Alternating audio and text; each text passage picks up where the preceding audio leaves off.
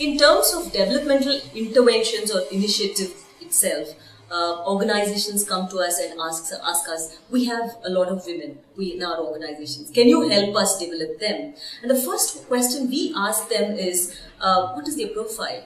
Because at Interweave, we firmly believe that at different stages in a woman's career, the needs or the requirements are very different. So we tell them that what part of the career are they there in? Is it entry level? Is it mid level? Or is it the very senior level?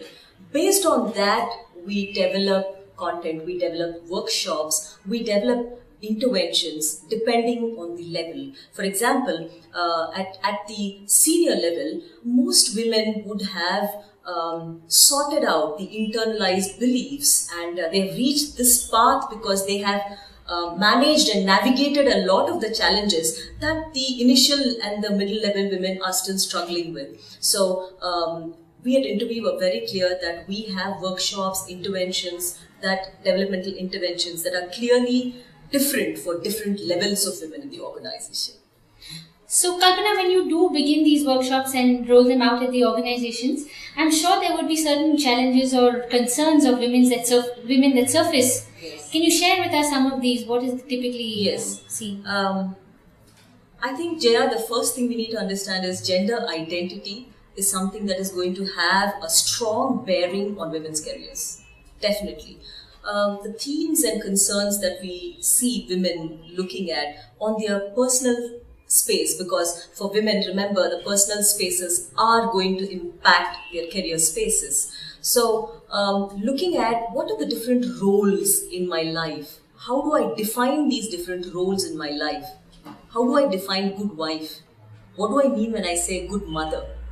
The way I define these, the way I have defined and I'm going to try to live up to these roles is going to impact my career decisions and the choices that I take. So defining the personal spaces and renegotiating the roles there is definitely something we do talk about. Secondly, we also hear concerns on how do I bond with the male members in the organization, male team members, male bosses. We've actually had women coming and saying, I see my colleague who's a male, the way he bonds with my manager is definitely very different. How do I bond? How do I create relationships? Networking is something that we hear them talking about quite a bit. How do I negotiate effectively? Influencing skills is another thing that we hear about. So how do I leverage my strengths to grow in this organization? And executive branding as well as executive presence is something that we hear women want to learn more about, to be able to carry and drive their careers forward. These are the major themes we see emerging. So we've seen that you've conducted a lot of workshops of late for large corporates in the telecommunications space. I think that's clearly... Yes, we have.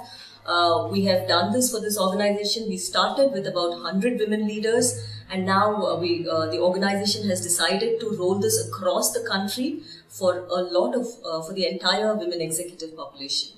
So that is definitely a feather in our cap. We're very proud of this. That's very happening, and I'm sure there'll be a lot of good women leaders coming out of this.